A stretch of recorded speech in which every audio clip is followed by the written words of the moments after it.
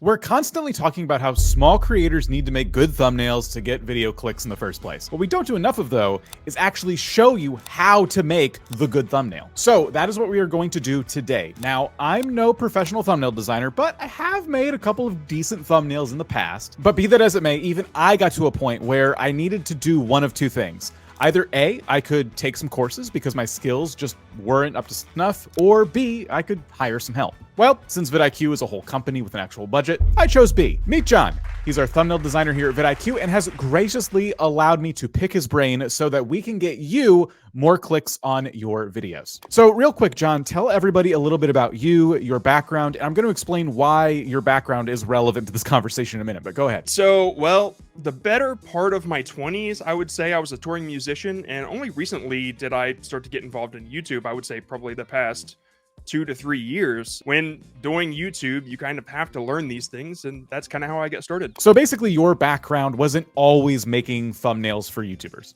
No, not at all. Actually, I think it was about 3 years ago, I started an animation channel on YouTube, and through that, I knew that I had to kind of better my skills as a YouTuber. So I started looking into how to make better channels, just how to get bigger in general. And of course, you learn a really important lesson, and that's thumbnails are important. So you got to learn how to make good thumbnails, what works, what doesn't. So I really started honing in on that skill. Design skills aside, then, what did you find to be the most challenging aspect of making a good thumbnail that people clicked on? The most challenging thing, and it's still challenging today, is finding out what works.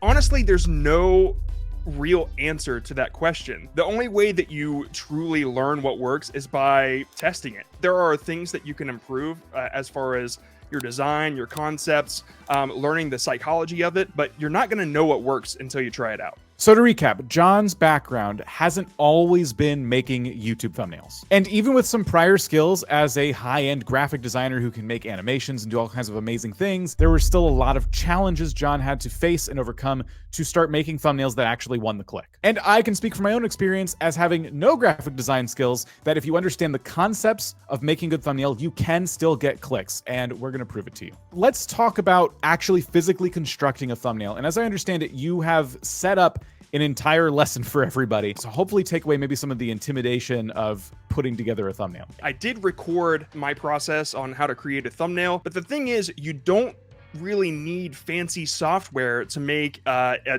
good engaging thumbnail. You could do it in Paint if you wanted to. I don't recommend it, but it can be done. Understanding the basics and the psychology, that's the most important thing, because if your thumbnail generates curiosity and makes the viewer ask a question and want to know the answer and want to click to get the answer, then you've already won. Personally, I use Adobe software like Illustrator and Photoshop, and as I go through this process, I am using Adobe software, but it really can be done on anything. All right, let's see the process.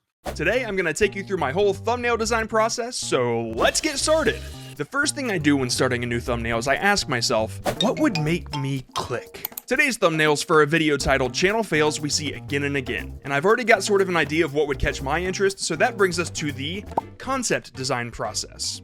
So the concept needs to be clear and concise. It needs to get its own point across, allude to the video, and be understandable within 2 seconds. What I'm thinking is we use a YouTube analytics graph that we're all so used to seeing, and we have the Shorts logo down here. Let me just try to try my best here. Okay, so yeah, there's the Shorts logo. It's instantly recognizable, and it's another clue that this video is about YouTube. Now, another use of psychology is focusing on FOMO, or fear of missing out. And when I think to myself, what would make me click this thumbnail? I thought that I would click it if it teased some information that I wasn't yet aware of. So I thought maybe drawing a plummeting graph right above the Shorts logo, like so, kind of gives an indication that there was a problem with the short. And then maybe the words, most common mistake with an arrow pointing at it. Something like that. And then as a viewer, when I would see that, I would ask myself, well, what's the mistake? I hope I'm not making that mistake. And so I would click it. Now let's talk about text for a second, and then we'll take this bad boy over to Photoshop. If you need text, it needs to stand on its own, meaning it needs to make sense by itself. It should never repeat the title, and the less words, the better. It can be a quote, it can be a date, it can be a before and after. As long as it's conveying information instead of cluttering, you're good. Personally, I like to keep it under 4 words because text can easily be a waste of real estate, so choose your words carefully. Pun intended. So we have this, and I have to design some of these elements in Illustrator and bring them over to Photoshop. So let's go ahead and speed that up. Okay, so we have our graph. Now I need to add a little Shorts logo here. Bam. So I wanted the Shorts logo down here. Now I need to get the arrow. Now I need to make sure that these elements don't get in the way of each other, because the more busy a thumbnail, the harder it is to understand. The composition of the thumbnail is really important to keep clean and simple. Okay, so I'm gonna move the arrow somewhere over here, and then I'm gonna want the text most. Ooh, that yellow looks kind of nice. Yeah, let's kind of go with the yellow and see how that feels. So I need to arrange the text to where it's not in the way as well. I like to keep the text kind of squared up with itself. That's a personal preference. That's just something I like to do.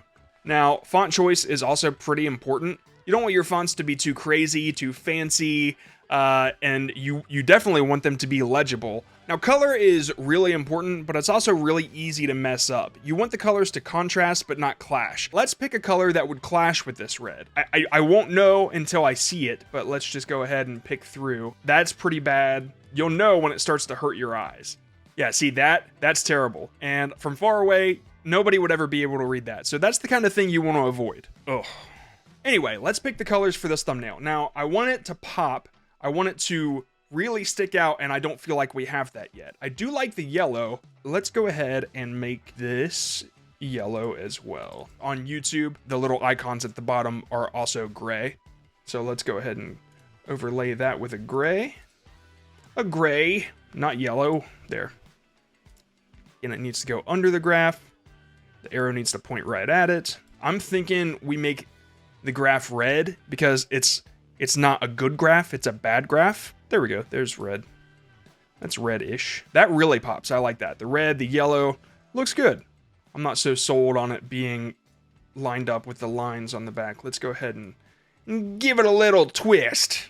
Okay, I'm good with this. So now, the last thing we gotta do is zoom all the way out to 10% and take a look. And if it makes sense, then you did good.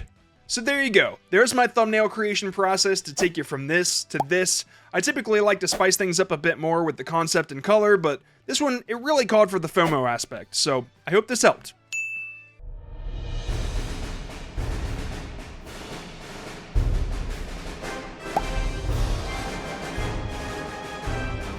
Everything we've covered so far is a really good place to start, but if you're still struggling with other elements of the video creation process, you're going to want to click this video right here, which will take you to a tool that's going to take a lot of that YouTube work off of your plate.